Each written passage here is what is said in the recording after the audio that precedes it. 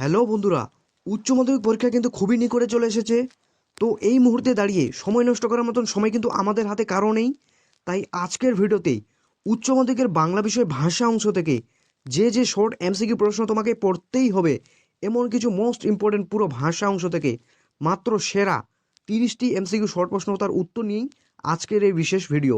তো তুমি যদি একজন উচ্চ মাধ্যমিকের শিক্ষার্থী হয়ে থাকো এবং তুমি চাও বাংলা বিষয়ে তুমি কিন্তু খুব দুর্দান্ত একটা রেজাল্ট করতে, তো আজকের ভিডিওটি বলা প্রত্যেকটি এমসিকিউ খুবই যত্ন সহকারে পড়তে হবে তোমাকে। তো চলো সে প্রশ্নগুলি কিন্তু দেখে নেওয়া যাক। প্রথমেই দেখে নেব ভাষাবিজ্ঞান ও তার শাখা প্রশাখা এই অংশ থেকে 1 নম্বর দাগের প্রশ্নটি দেখে নেব। তুলনামূলক ভাষাবিজ্ঞানের সূত্রপাত করেন উত্তর স্যার উইলিয়াম জোন্স 1786 খ্রিস্টাব্দে। 2 নম্বর দাগের প্রশ্নটি ভারতের অভিধান রচনা সূত্রপাত করেন উত্তর জাস্ক। 3 নম্বর দাগের প্রশ্নটি এমন হবে, লাং ও পারোল এর প্রবক্তা হলেন উত্তর ফেদিনা দ্য সসুর।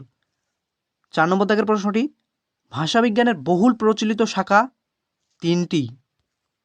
মস্তিষ্ক হল ভাষা শেখার ব্যবস্থা, মতটির প্রবক্তা হলেন, তো প্রশ্নটি ভীষণ গুরুত্বপূর্ণ, উত্তর হয়ে যাবে চমস্কি।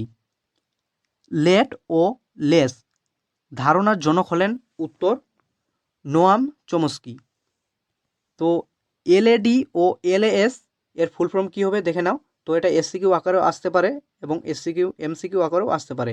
তো এলএডির ফুল ফর্ম হবে ল্যাঙ্গুয়েজ অ্যাকুইজিশন ডিভাইস এবং এলএএস এর full form language acquisition system.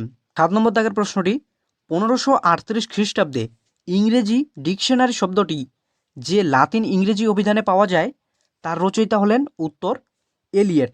তো প্রশ্নটি এমনও আসতে পারে 1538 খ্রিস্টাব্দে ইংরেজি ডিকশনারি শব্দটি কোথায় পাওয়া যায়, তো এখানে উত্তর হয়ে যাবে লাতিন ইংরেজি অভিধানে। তো এখানে টাইপিং মিস্টেক হয়ে গেছে। তো এরপরের প্রশ্ন ভাষাবিজ্ঞান চর্চা করে উত্তর মানুষের মুখের ভাষা নিয়ে।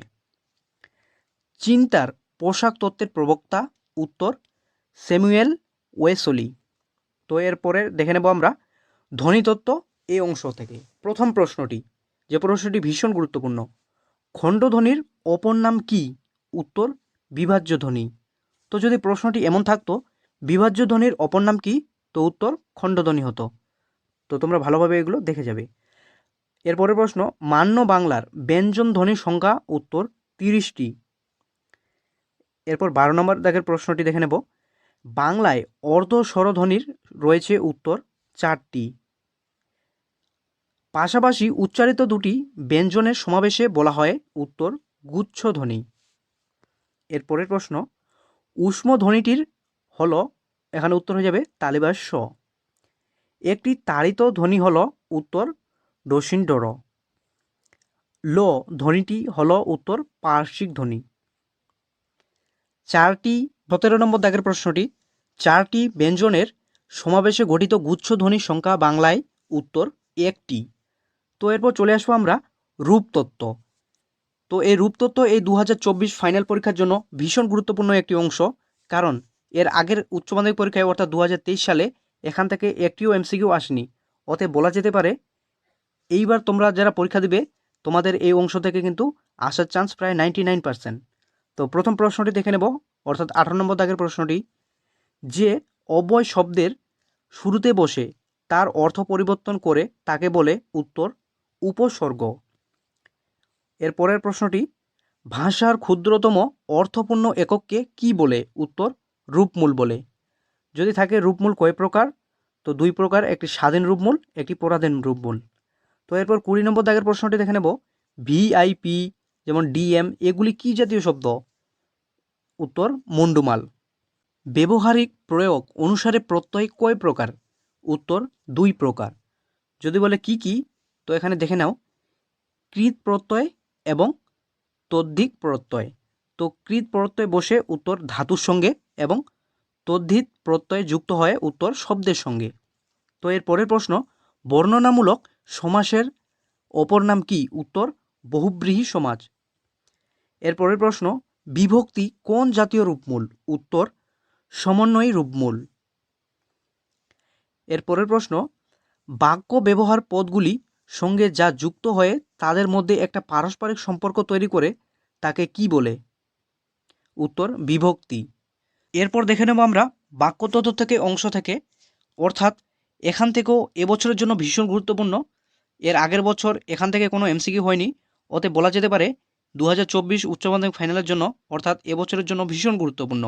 তো 1 নম্বর দাগের প্রশ্নটি দেখে নেব, অর্থাৎ 27 নম্বর দাগের প্রশ্নটি, গঠনগত দিক থেকে বাক্য কয় প্রকার? উত্তর 3 প্রকার। তোমরা জানো, সরল, জটিল, যৌগিক। তো এর পরের প্রশ্নটি দেখে নেব, বাংলা বাক্যের পদ সংস্থানের স্বাভাবিক ক্রমটি হলো, ভীষণ গুরুত্বপূর্ণ একটি প্রশ্ন। উত্তর হয়ে যাবে কর্তা, কর্ম এবং ক্রিয়া। তোমরা দেখতে পাচ্ছ পরপর কর্তা, কর্ম, ক্রিয়া, ভীষণ গুরুত্বপূর্ণ একটি প্রশ্ন। এর পরের প্রশ্ন, পদগুচ্ছের সংগঠন তত্ত্বের প্রবক্তা? উত্তর নোয়াম চমস্কি। এর পরের প্রশ্ন, বাক্যে অব্যবহৃত উপাদান বিশ্লেষণের কথা প্রথম বলেন? উত্তর ব্লুমফিল্ড। এর পরের প্রশ্ন, একাধিক সরল বাক্যে সহযোগে গঠিত হয়? উত্তর যৌগিক বাক্য। এর পরের অংশ, অর্থাৎ ভাষার শেষ অংশ, শব্দার্থ তত্ত্ব। 33 নম্বর দাগের প্রশ্নটি দেখে নেব, প্রথম আধুনিক থিসরাসের প্রণেতা? উত্তর রোজেক্ট। এর পরের প্রশ্ন, এই প্রশ্নটি প্রায় প্রত্যেকটি স্কুলের টেস্ট পরীক্ষায় দেখা গিয়েছে। অন্য শব্দের আদি অর্থ খাদ্য, পরিবর্তিত অর্থ ভাত। এটি শব্দার্থ পরিবর্তনের কোন ধারা? উত্তর অর্থের সংকোচ বা অর্থের সংকোচন। তো এর পরের প্রশ্ন, গাং শব্দের অর্থ হলো গঙ্গা, হলেও বর্তমান যে কোনো নদীকেই বোঝায়। এটি শব্দার্থ পরিবর্তনের কোন ধারা? উত্তর শব্দার্থের প্রসার।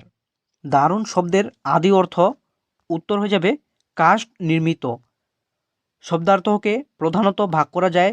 উত্তর 2 ভাগে। প্রথমটিকে বলা হয় সাধারণ অর্থ এবং দ্বিতীয়টিকে বলা হয় নির্দেশন। তো এর পরের প্রশ্ন, অর্থাৎ এই ভিডিওর সর্বশেষ প্রশ্ন, কলম শব্দের আদি অর্থ স্বর বা খাক থেকে পরিবর্তন শব্দটি হলো লেখনী। এখানে শব্দার্থের যে পরিবর্তন লক্ষ্য করা যায় তা হলো উত্তর অর্থের রূপান্তর। তো এই ছিল সমস্ত ভাষা অংশের পাঠ থেকে বিভিন্ন শর্ট প্রশ্ন ও তার উত্তর। তো তোমরা যদি এই প্রশ্নগুলি অলরেডি মুখস্থ করে থাকো তো খুবই ভালো, এবং যাদের এই প্রশ্নগুলি কিন্তু কমপ্লিট নাই তারা যত শীঘ্রই সম্ভব কিন্তু অবশ্যই তারা কিন্তু এই প্রশ্নগুলি কমপ্লিট করে নিও। আশা করা যায় বাংলা ফাইনাল পরীক্ষায় এখান থেকেই কমন পেয়ে যাবে। তো দেখা হচ্ছে নেক্সট কোনো ভিডিওয়। ততক্ষণ তোমরা ভালো থাকো, সুস্থ থাকো এবং মনোযোগ দিয়ে পড়াশোনা করতে থাকো। ধন্যবাদ।